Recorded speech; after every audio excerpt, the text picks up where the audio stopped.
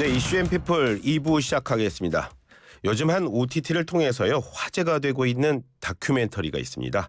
한 종교단체를 오랫동안 취재한 내용을 담고 있는데요. 보고 나서 충격을 받았다는 분도 많이 있다고 합니다. 그래서 오늘 사건과 피플 시간에는요 그 사건 한번 다뤄보고자 합니다. 백기종 전 수서경찰서 강력팀장님 지금 전화로 연결돼 있습니다. 팀장님 안녕하세요. 네, 안녕하십니까. 백기종입니다. 예, 잘 지내셨죠? 네, 그렇습니다. 예. 자, 다큐멘터리 제목이 나는 신이다라고 하죠. 먼저 어떤 내용을 담고 있습니까? 예, 나는 신이다. 신이 배신한 사람들 이런 타이틀로 이 넷플릭스에서 지난 3일날 예. 공개한 다큐멘터리인데 사이비 종교를 주제로 총 8부작으로 기획되었거든요. 아, 근데 이제 JMS 정명석 편을 보면 그에 대한 뭐 무조건적인 교주 숭배라든가 쇠뇌, 교주의 성적 욕구 충족을 위한 기쁨조 선발이라든가 뭐 여성 신도를 강간하거나 강제추행해가지고 8년간 해외 도피 끝에 이제 뭐 인터폴 적색 수배돼가지고 이제 10년간 복역을 하죠. 체포가 예. 돼가지고. 그래서 또 다시 들어와서 출소를 합니다. 예. 그랬는데 또다시 외국인 여성 신도를 뭐 강간 강제추행했다 그래가지고 예. 2022년 10월 4일날 대전지방법원 영장 발부로 지금 구속 수감돼가지고 기소된 그런 상태인데 예. 이 정명석이 저지른 기행이나 악행을 기록한 이런 다큐멘터리입니다. 아, 그러면 그 정명석이라는 분은 지금 현재 수감이 돼 있는 상황인 겁니까? 네, 현재는 수감이 돼서 그 성범죄로 기소가 돼가지고 재판에 계류 중인 그런 상황입니다. 아, 네. 자, 그 지금 말씀하신 그 JMS라는 곳이 좀 일반 교회와는 좀 다른가 봐요.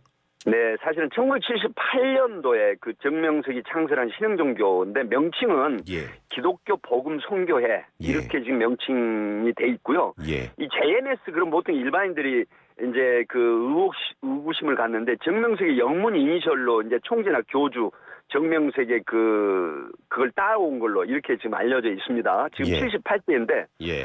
전국에 지금 100여 곳이 넘는 교회가 있고 신도수가 3만에서 4만으로 예. 알려져 있는데 이 기성교파로부터는 이제 이단 판정을 받은 사이비 종교라고 이렇게 일컬어지고 있는 그런 그 교회입니다. 예. 종교입니다. 그렇게 뭐 이단이라고 일반 교회에서 이단이라고 하는 거 보면 뭐 이른바 그 신도를 모으는 방식 뭐 이런 것도 좀 차이가 있나 봐요. 보통 이제 그 JMS 신도들의 특징이 문화예술 쪽으로 접근을 하거나 뭐 인간관계를 이제 만드는 건데 뭐 기타를 가르쳐 주겠다, 뭐 축구를 잘하도록 뭐 그 교육해 주겠다라든가 이렇게 친절하게 접근을 합니다. 예. 그리고 그냥 말을 걸을 때 여러 가지 그 관심 사항을 가지고 얘기를 하고 그다음에 인연을 이어가면서 나중에 이제 본색이 드러나죠. 예. 그 JMS 교회에 예. 얘기를 하죠. 이렇게 해가지고 결국은 포교를 하는 이런 형태인데 예. 굉장히 좀 그 독특한 방법을 쓰는 것도 있어요. 뭐 예를 들어서 젊은 여성을 상대로 뭐 모델이 어울리겠다. 예. 또 뭐 모델이 할 수 있는 능력이 있다라는 식으로 지켜 세우거나 예. 이런 여러 가지 형태로 접근을 해서 포교를 하는 예. 그런 포섭 방식으로 알려져 있습니다. 예. 그러면 지금 말씀하신 그 교주 정명석이라는 분은 뭐 목사를 하던 분인가요? 아니면 교회를 다니면 어떤 일을 하던 분인가요? 사실 그 정명석 그 목사라고 이제 자칭하는데 예. 이제 교주죠. 예. 1999년도에 원래 신도 성폭행 혐의로 이제 수사를 받다가 2001년도 3월달에 예. 해외 도피한 걸로 돼 있는데 예. 1978년도에 서울에 올라와가지고 이 서울 서대문 쪽에서 예. 사실은 대학생을 상대로 처음에 예. 이 포교를 시작을 하죠. 예.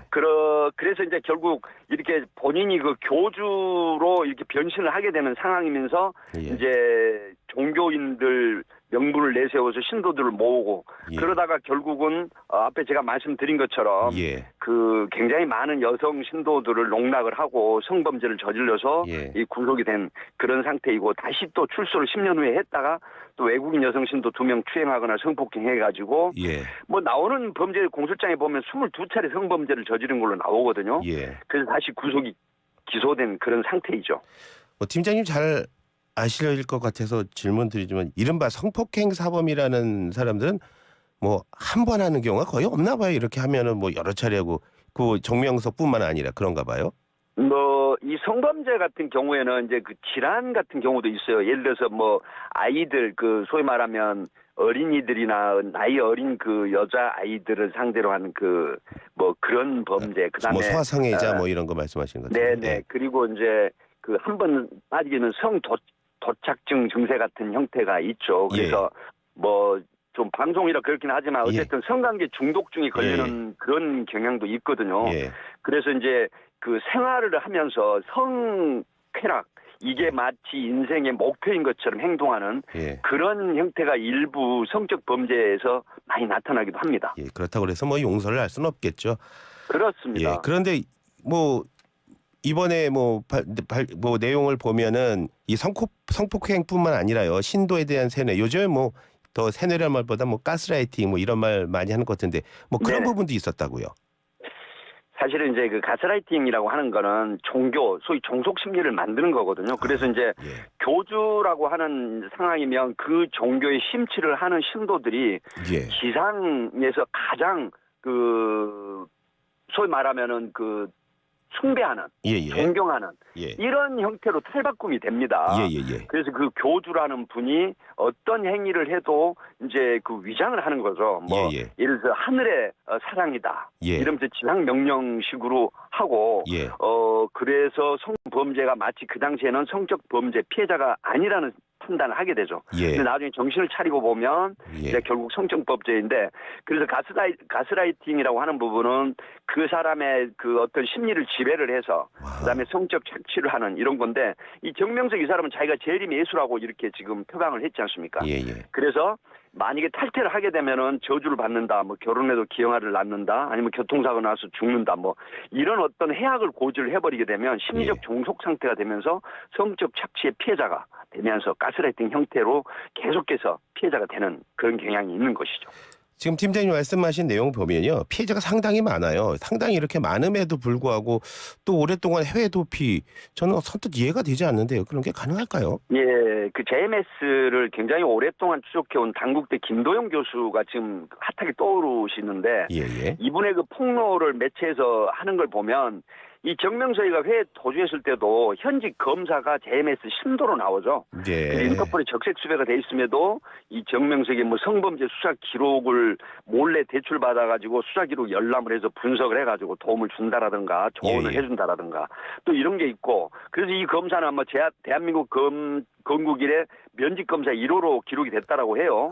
그리고 또 어떤 게 있냐면, 소위 그 유엔이라고 하는 국제연합에 파견돼 있는 국정원 직원을 상대로 어떤 그 로비 같은 형태로 해서 접근을 해가지고 이 출입국 조회를 한다라든가 이런 형태로 해가지고 사실은 인터폴이 적색 수배가 돼 있음에도 상당한 기간, 뭐 8년이란 기간 동안 이 체포가 되지 않은 그런 도움을 받았다, 이렇게 지금 알려지고 있고 폭로가 이어지고 있는 그런 상황이죠.